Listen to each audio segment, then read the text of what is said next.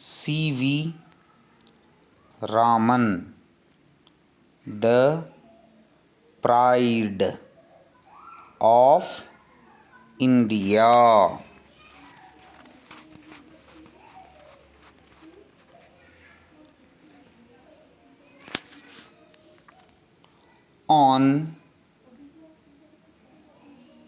On the busy Bow Bazaar street in Calcutta, there was an old building. It was the headquarters of the Indian Association for Cultivation of Science. In December, on a fine evening in 1927, there was much excitement in one of its laboratories. Chandrasekhar Venkata Raman was showing a visitor some of his instruments when a young man, K.S. Krishnan, rushed in and announced, "Professor Compton has won the Nobel Prize." Raman was equally delighted. "Excellent news," he said, smiling at the visitor, and then he was lost in thought. "But look here, Krishnan," he said, turning to the young man. "If this Compton effect is true of X-rays, it must be true of light too." A few years earlier, A.H. Compton had shown that the nature of X-rays changes when passed through matter. The change was dependent on the kind of matter. This effect was called the Compton effect. Could light also change its nature when passed through a transparent medium.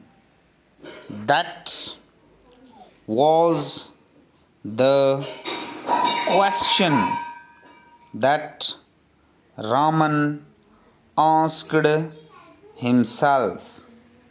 For 5 years he had been doing research in optics, the science of light.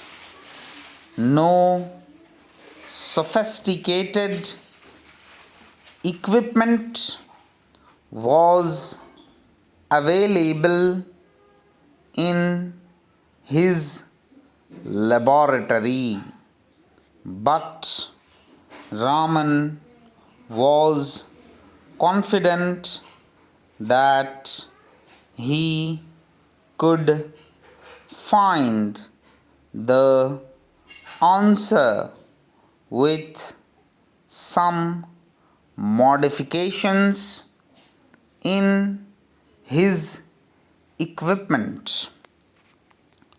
4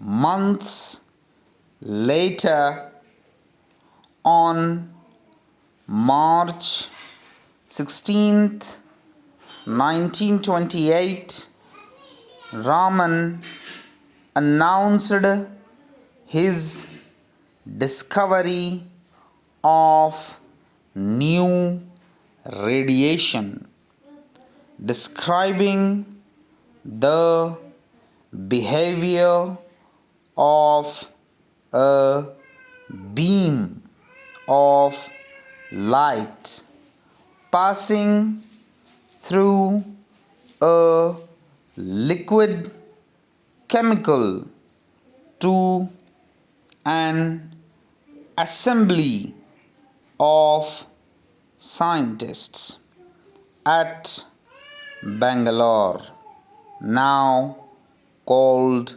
Bengaluru.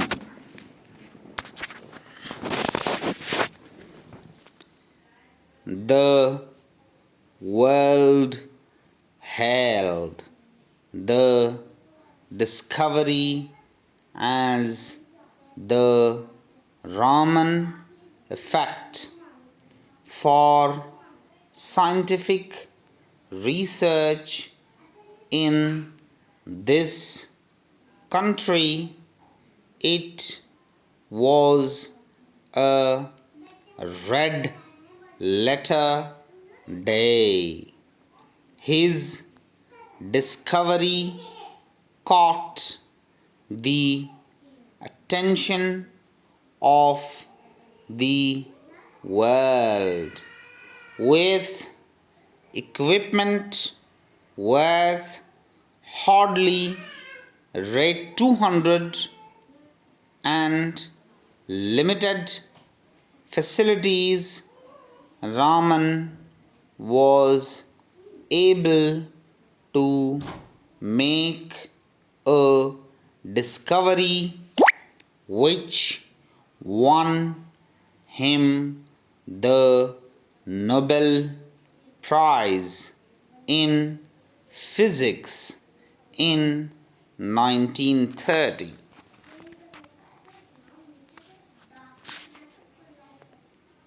Raman was born on November 7, 1888 at Tiruchinappalli in Tamil Nadu.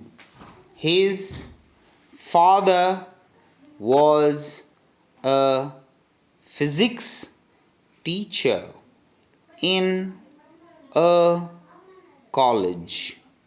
He was a brilliant student right from the start.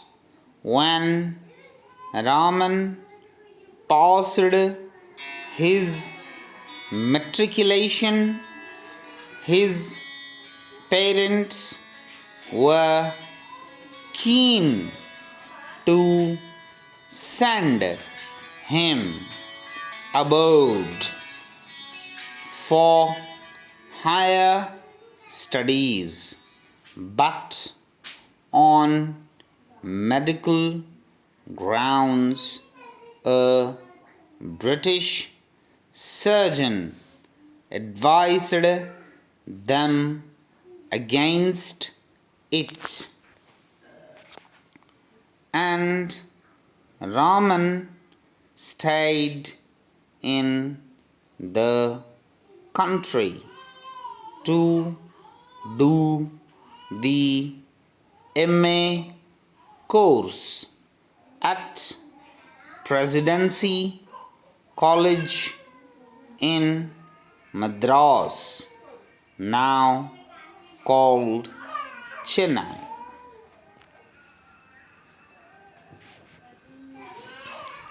Science had already made an impression on him, and he began to write research papers for science journals.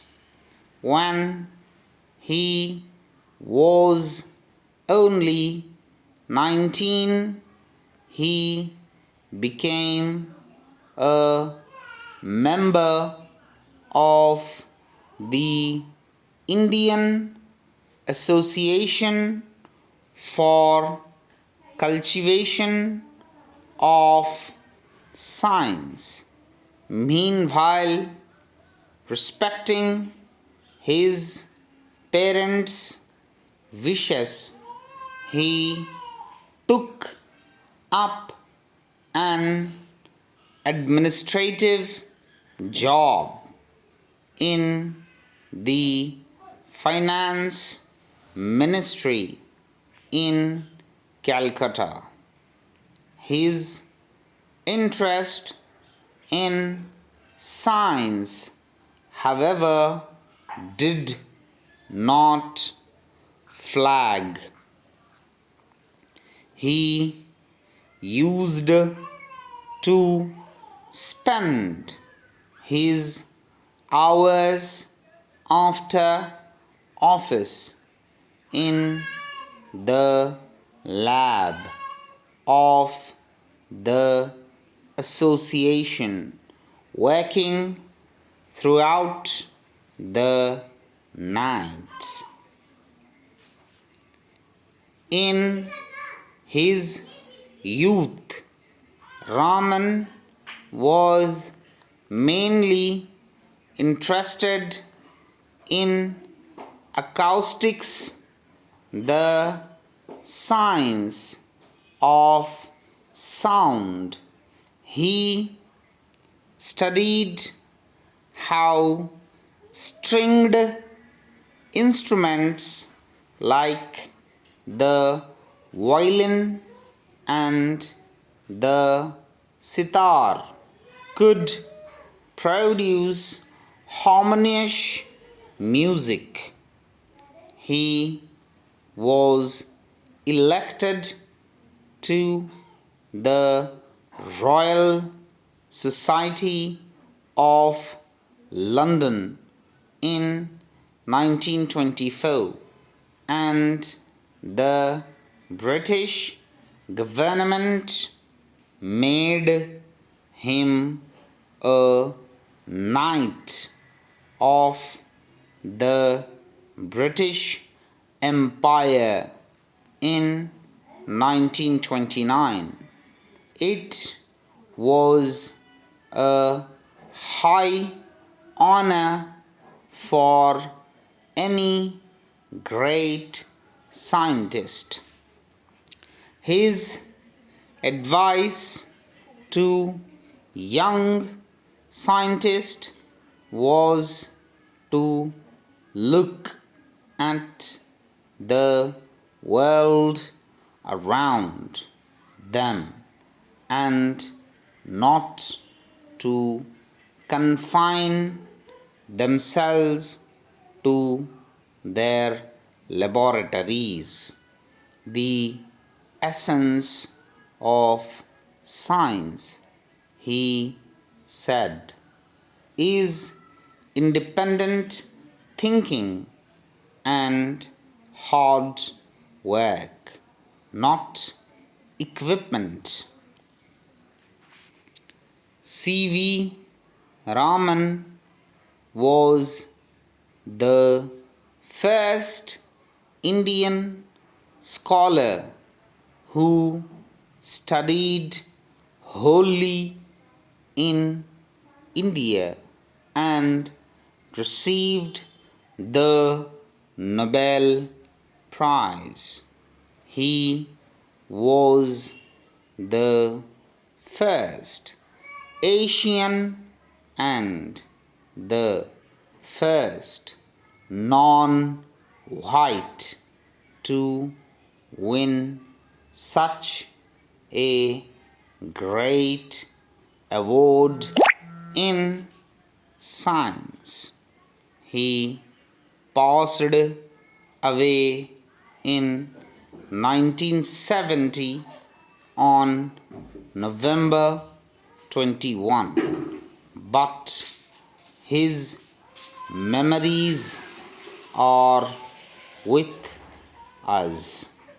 February 28, the day on which he discovered the Raman effect, is celebrated as National Science Day to commemorate his remarkable achievement in science.